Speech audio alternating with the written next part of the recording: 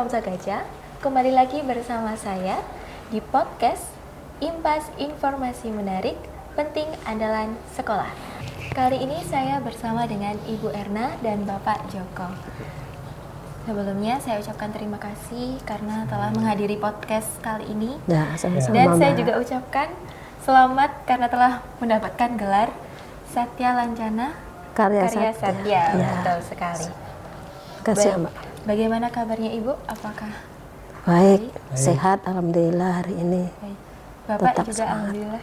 Alhamdulillah, baik, sehat-sehat. Oke, baik. Untuk mengawalinya, bagaimana sih awal mula terjun menjadi seorang guru, Ibu? Awal mula terjun, saya dulu Pak ya, sebagai menjadi guru. Ceritanya saya itu sama dengan yang kalau berbicara teman-teman sebelumnya, Mbak. Saya itu sejak SMA, saya itu kepengennya menjadi pegawai. Pegawai itu pegawai kantor, pokoknya pegawai kantor. Baik. Kemudian pada saat itu ketika kami lulus SMA, awal penyaringan mahasiswa baru waktu itu menggunakan yang namanya Sipenmaru, sistem penerimaan mahasiswa baru. Sipenmaru itu satu kali tes tetapi bisa memilih 2 perguruan tinggi. Saya saat itu karena saya SMA-nya SMA IPS, saya memilih perguruan tingginya itu UB Brawijaya dengan jurusan administrasi negara. Itu via pokoknya Fakultas Ilmu Administrasi. Baik. Karena pilihannya 2, yang kedua itu karena ibu saya itu guru. Jadi menginginkan beliau milih IKIP gitu. Sehingga saya milih yang pilihan kedua itu IKIP Malang dengan jurusan saya cari itu kok ada pendidikan administrasi perkantoran.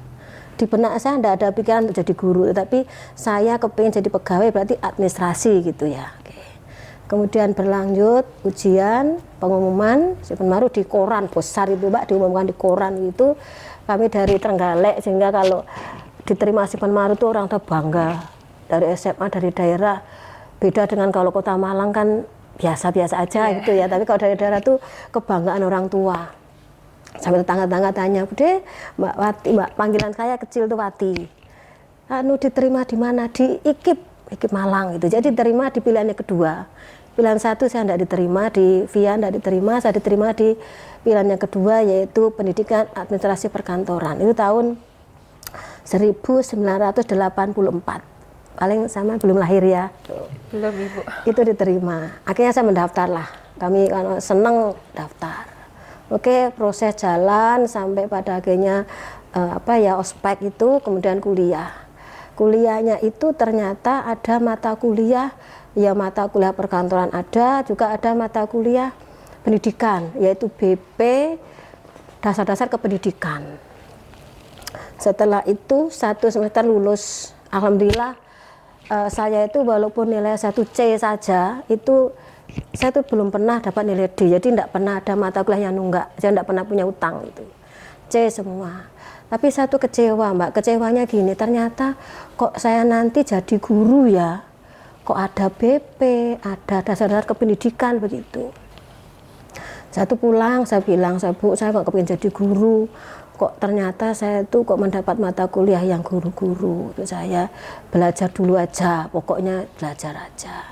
Terus di kampus itu seperti di sekolah kita ada guru wali gitu ya. Di sana tuh ada dosen penasihat akademik. Saya menghadap beliau, "Pak, saya itu nggak kepingin jadi guru. Saya tak keluar saja, tahun depan saya tak mencoba daftar di perguruan tinggi yang tidak IKIP. Terus dosen saya bilang gini, "Erna, jangan berhenti dulu, lanjutkan dulu aja. Kalau semester genap nanti nilaimu yang keguruan misalnya BP apa-apa itu rendah, tahun depan oke lah, nggak apa-apa, kamu daftar lagi di tahun depan gitu."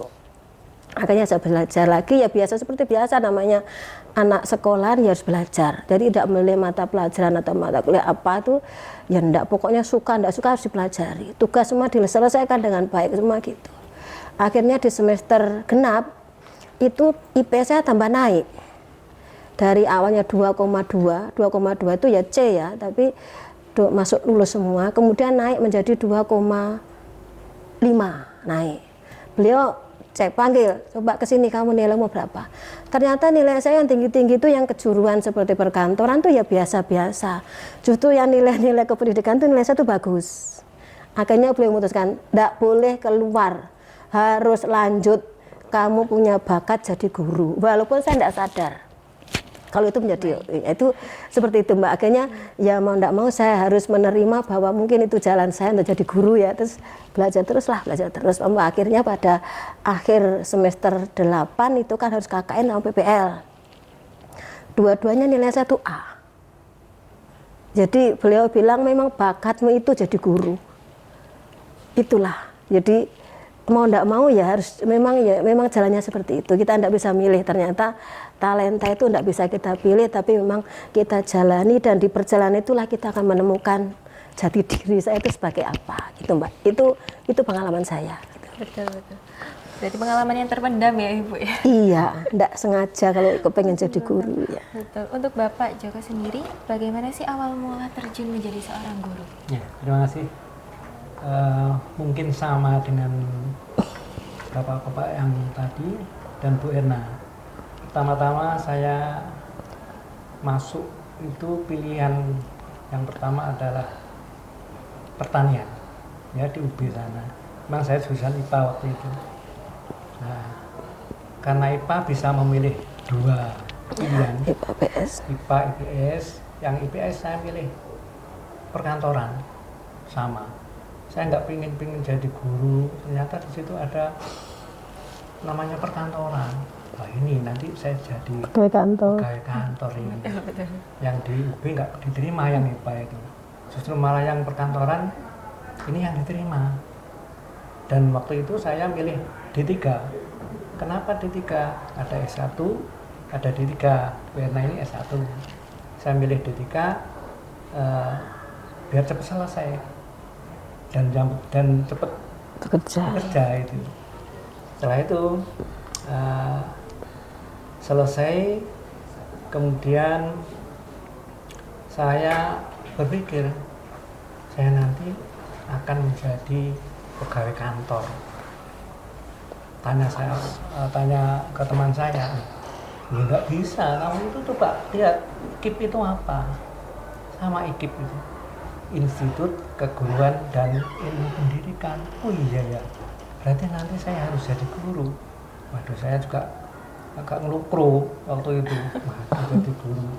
Karena pada waktu SMA itu saya lihat bapak ibu guru saya itu kalau ngajar ya bagus ngajarnya. Cuma kadang-kadang ada anak-anak yang usil gitu ya. Saya takut kalau nanti jadi guru diusilin sama anak didik saya. Nah ini jadi guru, tetap jadi guru. Akhirnya saya ke orang tua, Pak, apakah nanti saya boleh daftar lagi? Ojo, tetap kamu harus di IKIP. Nah, karena bapak saya ini menginginkan jadi guru. Nah, karena kakak saya itu banyak yang jadi guru. Waduh Pak, saya kok kalau jadi guru ini kok kurang seret. Sudah, pokoknya kue kudu dari guru. Nah, akhirnya saya tekuni dan saya belajar dengan baik. Ternyata ya sudah, ini mungkin jalan hidup saya untuk menjadi guru. Akhirnya lulus D3, kemudian saya disuruh meneruskan lagi. Akhirnya ke S1 bersamaan Bu Erna ini, satu angkatan. Ketemu satu kelas dengan Pak Joko. Nah, cuma saya awalnya dari D3, Bu Erna ini langsung S1. Jadi tahun bareng, keempatnya saya dengan Pak Joko jadi satu kelas. Tahun keempatnya ya kuliah bersama-sama. Ya, kuliah gitu. bersama, Ya. sekarang kerjanya juga bersama. Betul, tidak sengaja Mbak, ketemu di sini. Ya. Iya. Akhirnya lulus tahun 89 itu saya ada tes itu ya. Ijazah belum keluar, ada tes pegawai negeri waktu itu bulan Oktober 89 itu. Ya. Saya itu ikut coba-coba, alhamdulillah kok diterima gitu ya, diterima. Saya ditempatkan di Lumajang. Tahu Lumajang ya, daerah Jember sana. Ya, itu. 10 tahun saya di sana. Setelah itu tahun 2000 saya pindah ke Malang, di SMK Negeri 1 Malang ini, ketemu Bu Erna ini. Bu Erna ini pindahan dari Ambon. Dari Ambon waktu itu ya Bu ya. Iya. 89 itu. Jadi kita tuh berjodoh satu sekolah, Pak. Dari Ambon tahun 89 Bu nggih. 89 terus 99. 99 nggih. 99 saya 2000 pindah ke sini. Akhirnya kan dulu. Ini Pak teman saya dulu. Maksudnya. Gitu, Pak. Nah, sampai sekarang sudah di SMK Negeri 1 Malang sampai mau pensiun ini. Saya pensiun 1 Januari, Wirna nanti bulan Juni. Ini kurang beberapa bulan ini sudah. Pak Joko Januari 2026, saya Juni 2026. Ya, sehingga mungkin karena awalnya diterima di Pegawai Negeri Lama, akhirnya mendapat penghargaan 30 tahun ini.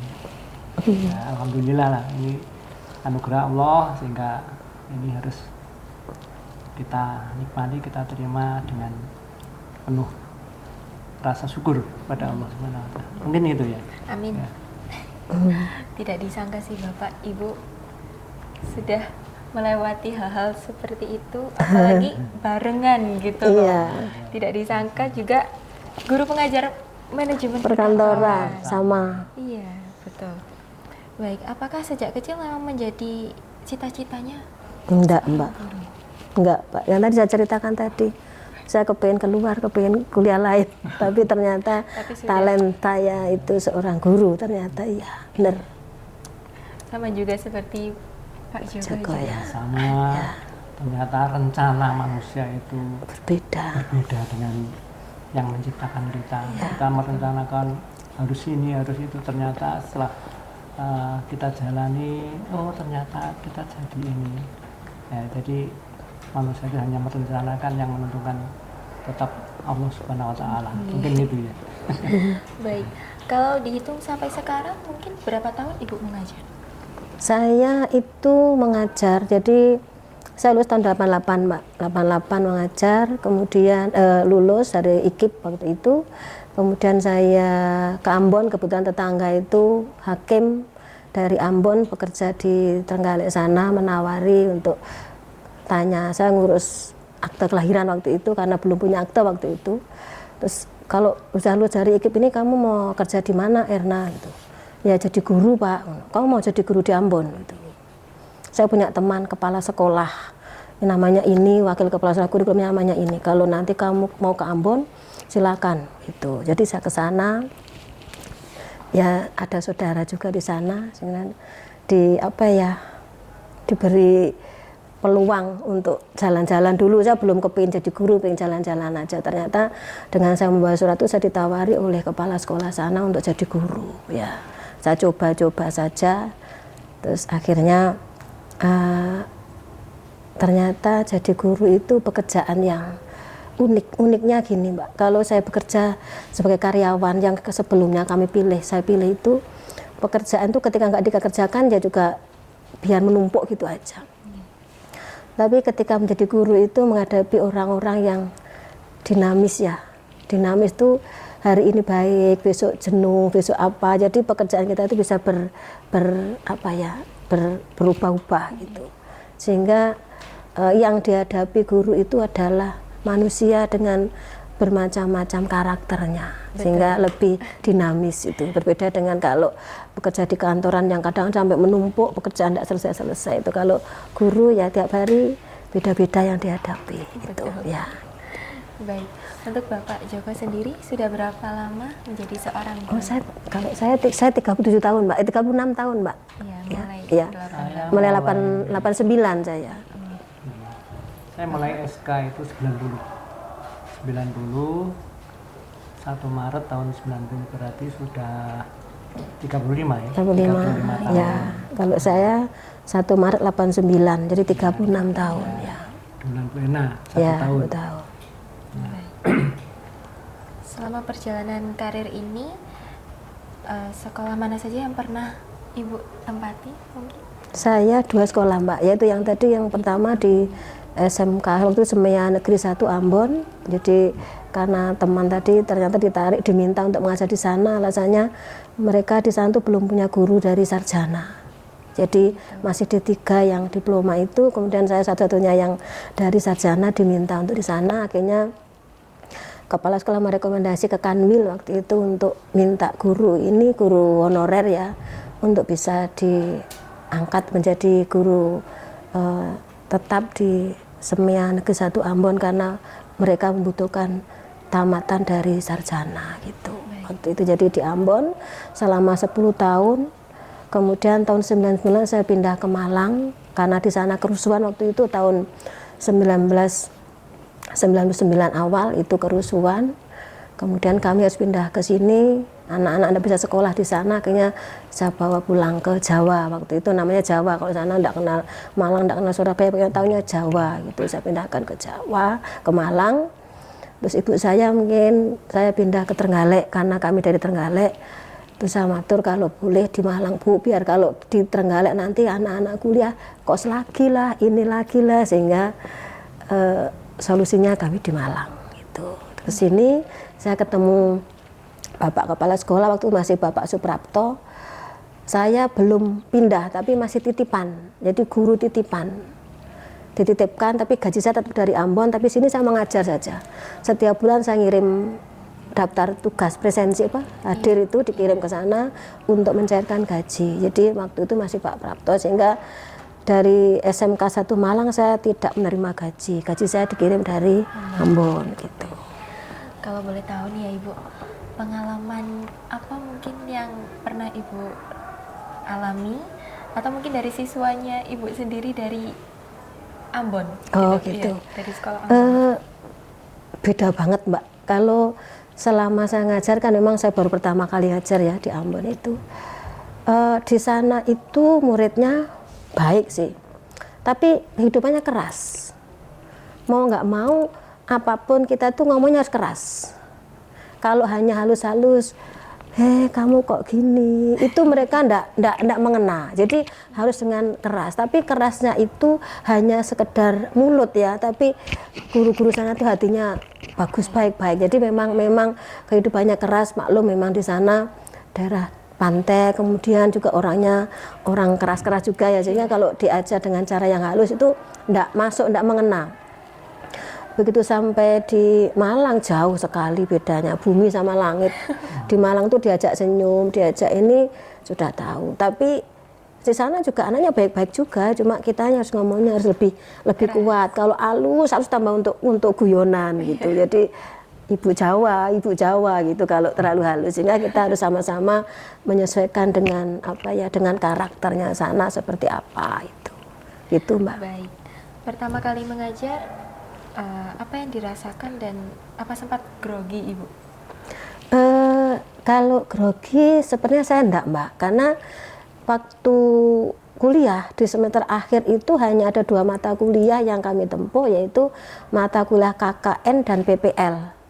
Jadi 3 bulan itu kalau mengajar PPL-nya di SMK 1 Turen, Semia Turen namanya dulu, kemudian sama KKN-nya di Desa Tanggung di Turen juga, sehingga pengalaman 3 bulan itu sepertinya juga sudah membantu untuk menyiapkan diri ya. Dan yang kedua, saya tuh tipenya tipe rame Mbak. Tipe rame itu bukan tipe yang anteng. Jadi saya tuh mudah berkomunikasi dengan orang. Maaf ya bukan, tapi tipe saya. Sehingga kalaupun toh saya itu menemukan anak yang sekiranya agak saja ngomong. Jadi jadi enggak diam, enggak sampai, sehingga saya tuh enggak kerasan jadi guru tuh enggak. Jadi gimana ya caranya biar itu iya, itu cara saya untuk mengatasi kesulitan saya itu. Gitu. Untuk Bapak Joko sendiri, apakah ada perasaan yang bagaimana atau sempat grogi itu waktu pertama kali mengajar? Saya pertama kali mengajar itu di Sidoarjo. Jadi setelah lulus di Sidoarjo selama 1 tahun di SMK PGRI Semia, dulu Semia PGRI 2 Sidoarjo.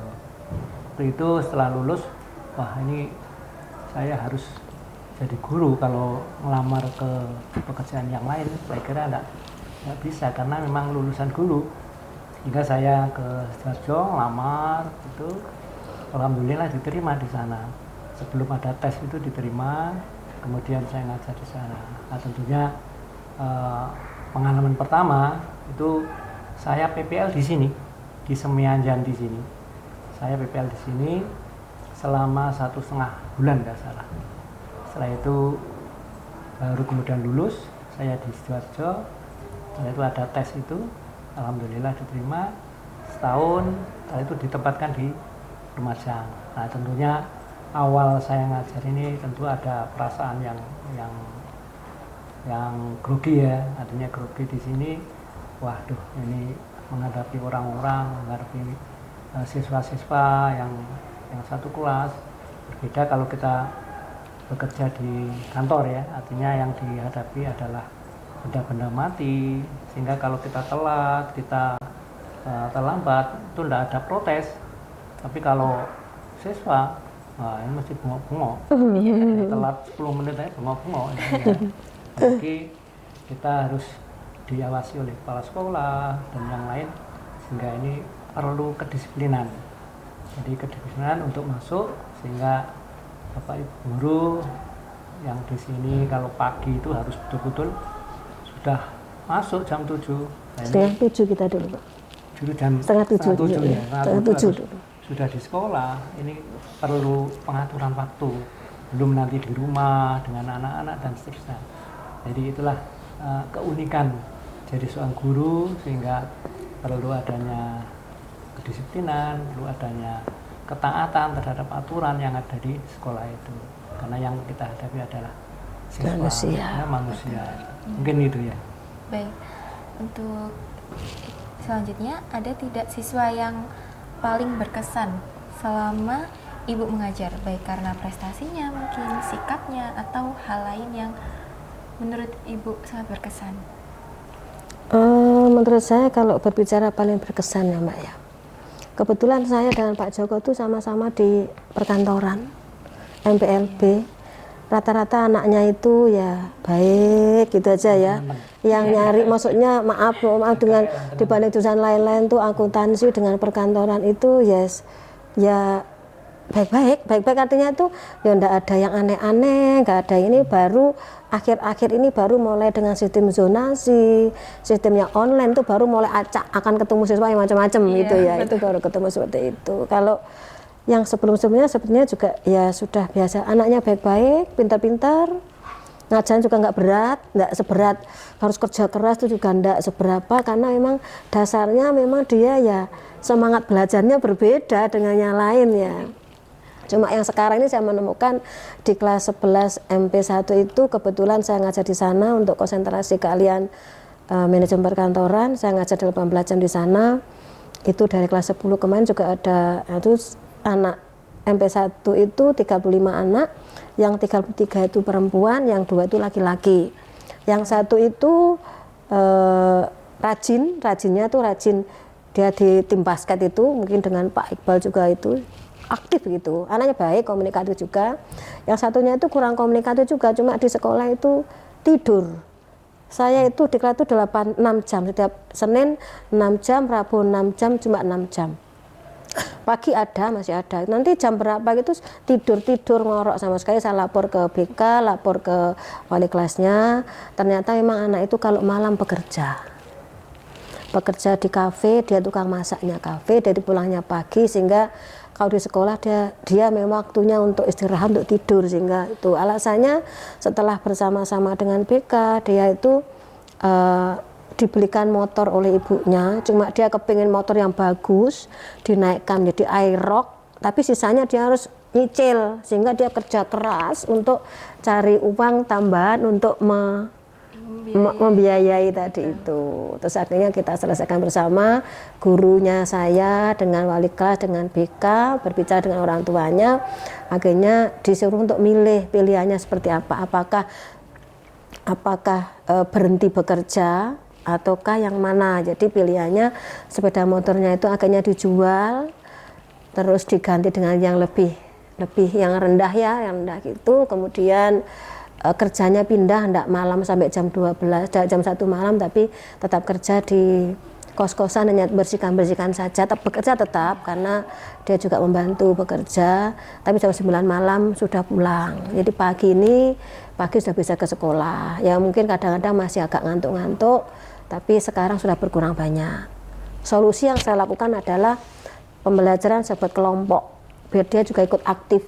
Kalau nanti saya ngomong 6 jam, saya yang capek, mereka ngantuk, tidak ada gunanya. Sehingga sahabat kelompok dan dia diberi peran yang ikut ngetik, ikut apa, biar dia tidak ngantuk. Iya, itu biar jadi dia ikut aktif kembali betul gitu. Jadi seperti itu ya, itu yang saya hadapi selama menjadi guru di sini. Itu yang saya hadapi. Kalau yang lain-lainnya biasa-biasa saja, aman-aman aja kalau di MPLB itu ganteng saja. Baik, apakah ada pendapat lain mungkin dari Bapak? Ya, terima kasih. Pengalaman saya, kalau menurut saya anak-anak di sini saya kira sama ya, artinya ada yang aktif, ada yang pasif, itu memang biasa karena memang sekian banyak anak sehingga macam-macam. Kalau ada 100 anak ibaratnya ada 100 macam-macam karakter. Cuma bagaimana kita bisa menyikapi seperti tadi yang disampaikan Bu Erna ini, saya juga mengajar diri itu. Anak-anak ini adalah perlu perhatian khusus. Artinya jangan sampai anak-anak ini kalau sudah melanggar aturan, misalnya sering bolos, kemudian cap, wah kamu nakal, jangan. Artinya bagaimana kita cari solusi, apa latar belakangnya dia kok sampai bolos dan seterusnya. Tadi disampaikan oleh Bu Erna bahwa anak ini memang malam kerja, sehingga ini perlu waktu khusus dan tenaga. Kalau anak sering malam gadang biasanya ya paginya ngantuk. Untuk itu mari kita cari solusi dari anak-anak seperti ini, sehingga sekarang sudah mulai membaik. Artinya anak-anak ini sudah bisa berinteraksi dengan baik ya. Bisa mengikuti dan seterusnya, sehingga ini perlu kita cari solusi dan kita cari permasalahannya, sehingga jangan sampai anak ini malah dimusuhi, tapi bagaimana kita mengatasi masalah ini sehingga anak bisa mengubah pikirannya, sehingga dia tujuannya adalah memang belajar. Masalah dia bekerja sore hari itu adalah sampingan, tapi kita beri arahan. Mudah-mudahan anak-anak seperti ini ya nanti kadang-kadang malah cepat berhasil gitu. Ya. Karena kan sudah jiwanya sudah jiwa wirausaha-usahanya tinggi. Gitu. Ya mudah-mudahan kita doakan semuanya sukses, baik yang pinter, yang cukupan, yang bermasalah, ini nanti akan mendapatkan suatu hal yang sesuai dengan keinginannya masing-masing. Mungkin itu. Baik, menurut Bapak Ibu, apa bedanya mengajar siswa yang sekarang dengan siswa yang dulu? Mungkin bisa diceritakan? Pak Joko dulu. Oke. Memang berbeda. Kalau dulu saya mulai mengajar itu karena teknologi kan belum ada. Seperti HP ini belum ada. Zaman saya mengajar awal itu tidak ada, sehingga alat-alat teknologi kan baru-baru ini. Ya, dulu konvensional, artinya kita mengajar ya sesuai dengan buku yang ada, kemudian kita ajarkan ke anak-anak. Ya mungkin dengan kita bagaimana menyampaikan dengan ilmu-ilmu yang kita peroleh, dengan buku-buku yang ada, sehingga bagaimana anak ini bisa mengerti tentang apa yang kita ajarkan.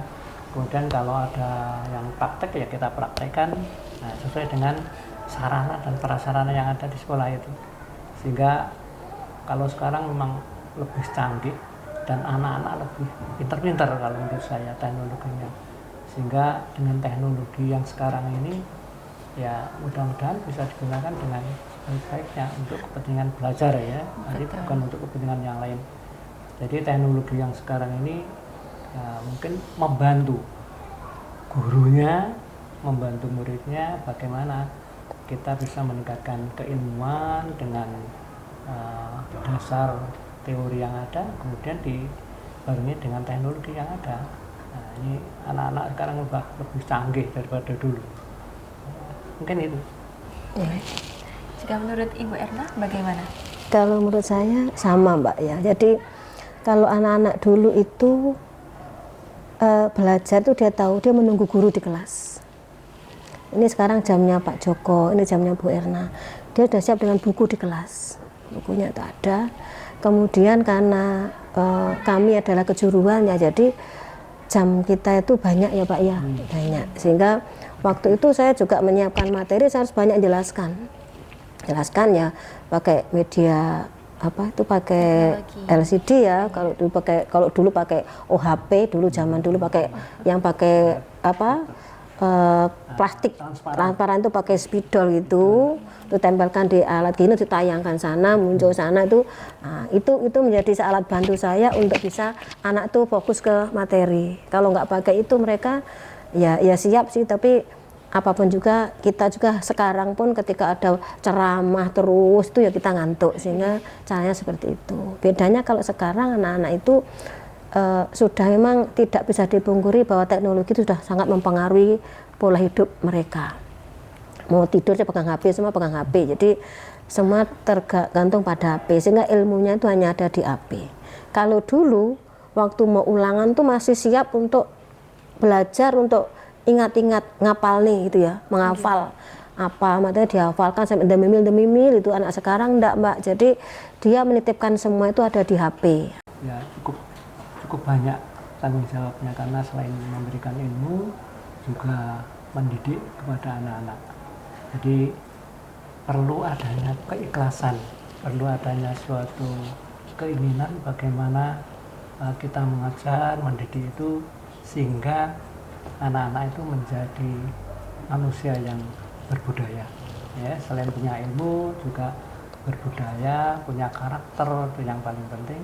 Ya, mari kita bersama-sama kita awali dengan suatu keikhlasan sehingga kita bisa mentransfer ilmu, bisa mendidik anak-anak dengan sebaik-baiknya. Mungkin itu. Baik. Untuk selanjutnya bisa diceritakan perasaan Bapak atau Ibu saat menerima penghargaan karya Satya. Ya, Satya Lancana Karya Satya Ya. ini. Baik. Nih kalau saya Mbak ya, nih kebetulan ini saya juga tidak tahu, sebenarnya juga sekolah sudah mengusulkan ya, yang sudah mengabdi selama sekian tahun sudah diusulkan. Saya beruntung sekali, saya nggak tahu Pak Joko mungkin sama dengan saya atau tidak, saya juga belum tahu. Karya Satya itu diberikan untuk masa kerja 10 tahun, 20 tahun, dan 30 tahun. Saya tiga-tiganya dapat Mbak. Tetapi beberapa teman guru yang sama-sama berjuang dengan saya di SMK 1 itu ada yang dapat 20 tahun saja, 30 tahunnya sekarang tidak dapat. Ada yang dapat 10 tahun, 20-nya enggak. Tapi kami kebetulan saya tuh yang 10 tahun juga dapat dengan yang tanda tangan Pak Presidennya Pak SBY, yang 20 tahun juga dapat Pak SBY juga, yang 30 tahun ini Pak Jokowi, sehingga saya masuk yang beruntung itu. Mungkin juga Pak Joko juga 10-20 juga dapat. 20-nya enggak dapat. Nah, itu seperti padahal angkanya sama, tapi Pak Joko dapat 20, saya 10 dapat, 20 dapat, 30 dapat. Sehingga dari situ saya harus merasa bahwa saya termasuk orang-orang yang beruntung. Karena apa? Saya merasa beruntung karena apa? Hasil kerja saya, pengabdian saya selama 36 tahun ini lewat Allah ya, lewat Allah itu menggerakkan tangan-tangan beliau, tidak tahu siapa yang punya kewenangan untuk mengusulkan atau memilih orang-orang ini. Itu mungkin dari apa ya, pengabdian dia ya. Saya bekerja belum baik, tapi saya berupaya untuk bekerja dengan ya tanggung jawab, kemudian bekerja dengan tulus, dengan ikhlas tadi itu. Apapun juga kita, ladang kita adalah sekolah, sehingga yang dihadapi juga anak-anak. Sehingga dengan pengabdian Satya Lancana 30 tahun ini saya merasa bangga, merasa apa ya, pengabdian saya diakui oleh pemerintah bahwa saya sudah bekerja dengan baik menurut saya. Karena kriteria untuk mendapatkan Satya Lancana itu adalah salah satunya dedikasi kepada lembaga, pengabdian kepada lembaga, kedisiplinan kepada lembaga, dan yang keempat tingkah laku ya Pak ya, kejujuran dan sebagainya. Itu menjadi kriteria penilaian.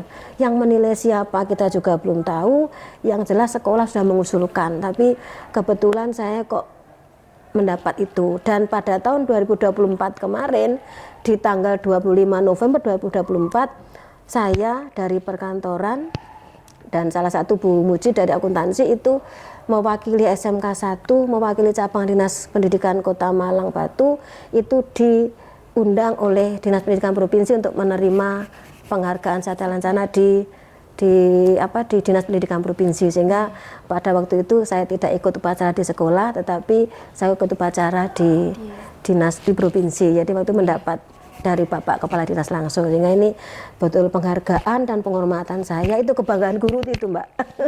Jadi seperti itu, sehingga untuk teman-teman mari kita bekerja dengan ikhlas. Anak-anak itu bukan robot, tetapi mereka manusia. Mari kita bekerja dengan hati, sehingga kalau hati kita itu sudah klik itu, insya Allah kita bisa bekerja dengan baik. Itu aja Mbak. Baik. Sebelumnya ini Ibu, untuk flashback di masa lalu. Nah, ini penghargaan dari mana, bisa diceritakan kepada para pemirsa biar mengetahui dari ini gini.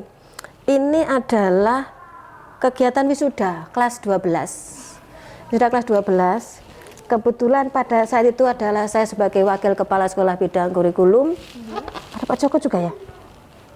Oh, enggak ya. Saya kurikulum, terus ini Pak Lukman ini kesiswaan. Jadi saya pada waktu itu ini di mana ya tempatnya ini?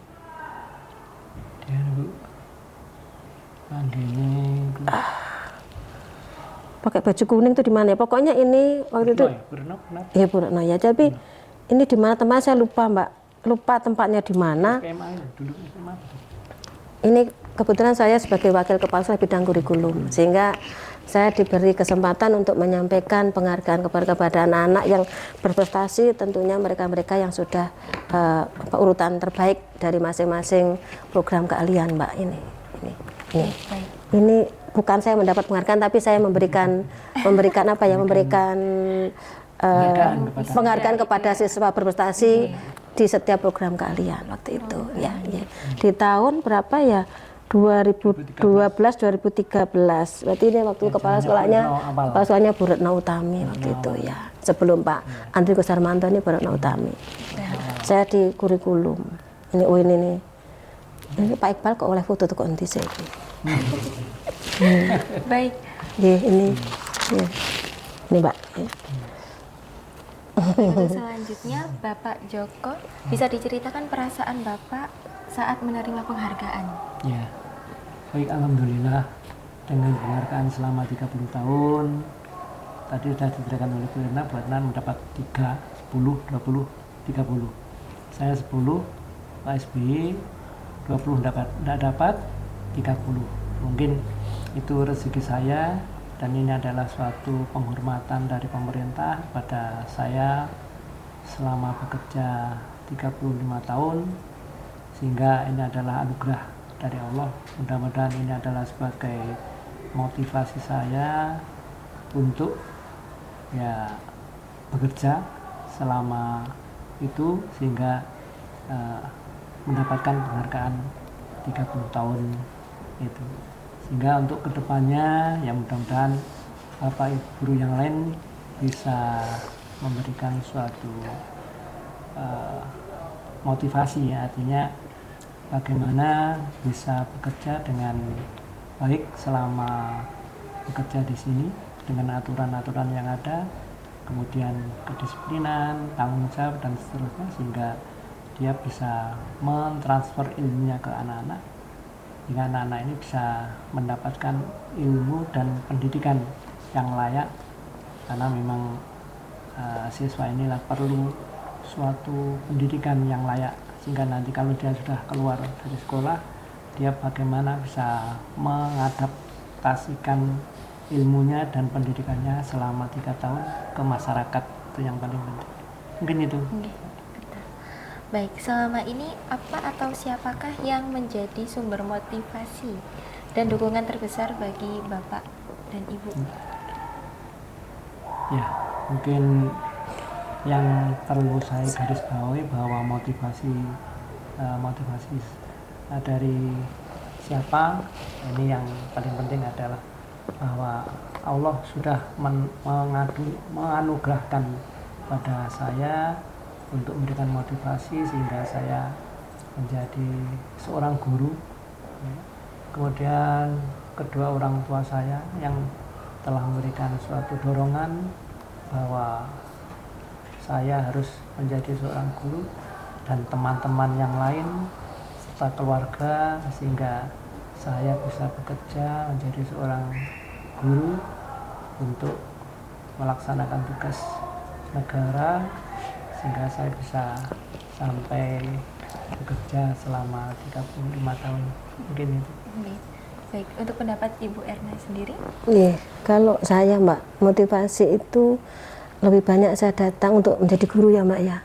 Datang dari diri sendiri. Karena apa? Karena tadi saya katakan bahwa saya itu menjadi guru bukan pilihan, tetapi begitu menjadi guru saya termotivasi untuk menjadi diri seorang guru itu seperti apa. Sudah terjun menjadi bersama dengan murid juga seperti, jadi motivasinya harus saya cari lewat belajar, lewat melihat orang-orang sukses yang di luar sana seperti apa.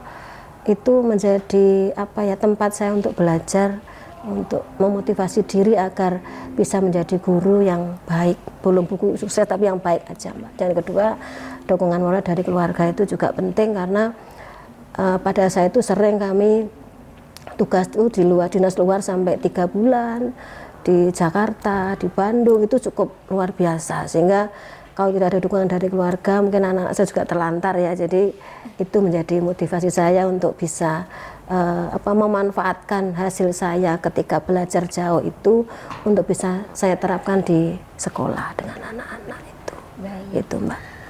Baik, selanjutnya ini adalah pertanyaan yang ringan saja, Ibu bisa dijawab dengan cepat. Lebih memilih mengajar atau belajar? Belajar dan mengajar. Belajar dulu Mbak. Belajar dulu saya. Karena kalau saya tidak belajar, saya mengajar enggak punya modal. Okay. Ya, saya belajar dulu. Ya, kalau dengan Bapak Joko? Ya, sama. Mungkin belajar dan mengajar ini satu paket ya. Ya, enggak bisa paket, dipisah. tapi yang penting adalah belajar dulu. Ya. Belajar dulu baru Mengajar. Ilmu mengajar. Ya. Kalau hanya mengajar saya tapi nggak belajar, sama saja. Enggak punya modal ya. Iya, Mungkin itu ya. Ya. Oke, baik. Baik, terima kasih Ibu atas waktunya yang telah diberikan. Sama-sama. Semoga informasi yang telah disampaikan oleh Bapak Ibu bisa menjadi manfaat bagi teman-teman yang menyaksikan hari ini dan guru-guru di luar sana. Ya. Itu. Saya Revlin, saya akhiri. Terima kasih dan sampai jumpa di podcast selanjutnya. Ya.